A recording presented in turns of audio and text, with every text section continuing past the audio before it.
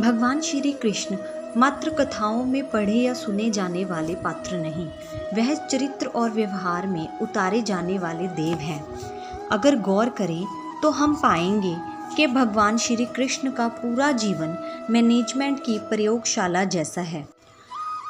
कुरुक्षेत्र में दो सेनाओं के बीच खड़े होकर भारी तनाव के समय उन्होंने अर्जुन को जो ज्ञान दिया वह दुनिया में श्रेष्ठतम है। गीता का जन्म हुआ युद्ध के मैदान में दो सेनाओं के बीच। जीवन की श्रेष्ठतम बातें भारी तनाव और दबाव में ही बाहर निकलती हैं। अगर आप दिमाग को शांत और मन को स्थिर रखने की कोशिश करें तो सबसे बुरी परिस्थितियों में भी अपने लिए बहुत कुछ बेहतरीन निकाल पाएंगे। यही सिखाते हैं कृष्ण। गीता पढ़ने से पहले अगर इसी बात को समझ लिया जाए तो गीता का पढ़ना सफल हुआ मानो। वह हमें सीख देते हैं सिर्फ मुर्दों को आराम है, जिंदगी संघर्ष का दूसरा नाम है।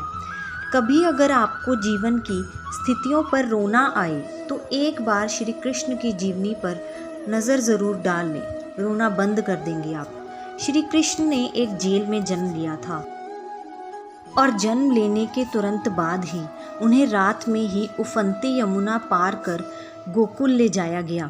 तीसरे दिन ही राक्षसनी पूतना उन्हें मारने आ पहुंची और यहाँ से जो संघर्ष का सिलसिला शुरू हुआ वह देह त्यागने तक बना रहा। भगवान श्री कृष्ण का जीवन कहता है, आप कोई भी हों, संसार में आए हैं तो जब तक जीवन है आपको संघर्ष करना ही होगा। वे चाहे श्री कृष्ण हो या पुरुषोत्तम श्री राम। मानव अवतार लेकर परमात्मा भी सांसारिक चुनौतियों से बच नहीं पाए, लेकिन श्री कृष्ण ने कभी किसी बात की शिकायत नहीं की। हर परिस्थिति को जिया और जीता। श्री कृष्ण कहते हैं, परिस्थितियों से भागो मत, उसके सामने डटकर खड़े हो जाओ, क्योंकि कर्म करना ही मानव जीवन का पहला कर्तव्य है। हम कर्मों से ही मुश्किलों को जीत सकते हैं। शिक्षा वही जो अज्ञान घटाए, कौशल बढ़ाए। श्री कृष्ण ने अपनी शिक्षा मध्य प्रदेश के उज्जैन में सांदीपनि ऋषि के आश्रम में रहकर पूरी की थी। कहा जाता है कि 64 दिन में उन्होंने 64 कलाओं का ज्ञान हासिल कर लिया था। वैदिक ज्ञान के अलावा उन्होंने कलाएं सीखी। शिक्षा ऐसी होनी चाहिए जो हमारे व्यक्तित्व का रचनात्मक विकास करे। संगीत, नृत्य, युद्ध सहित 64 कलाएं श्री कृष्ण के व्यक्तित्व का हिस्सा बनी। अगर आप विद्यार्थी हैं तो खुद को सिर्फ किताबी ज्ञान तक सीमित ना रखें, अपने कौशल पर ध्यान दें, हरफन मौला बने। अगर आपके बच्चे स्कूल में पढ़ते हैं तो उन्हें अपने व्यक्तित्व को कौशल समृद्ध करने को प्रोत्साहित करें, उनमें कोरा ज्ञान ना भरें।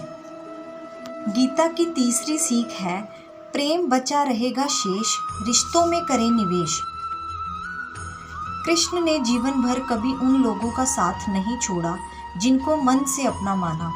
अर्जुन हो, सुदामा या फिर उद्धव, श्री कृष्ण ने जिसे अपना मान लिया उसका साथ जीवन भर दिया। रिश्तों के लिए उन्होंने कई लड़ाइयाँ लड़ी और रिश्तों से ही कई लड़ाइयाँ जीती। उनके जीवन का सीधा संदेश है, सांसारिक इंसान की सबसे बड़ी धरोहर रिश्ते ही हैं।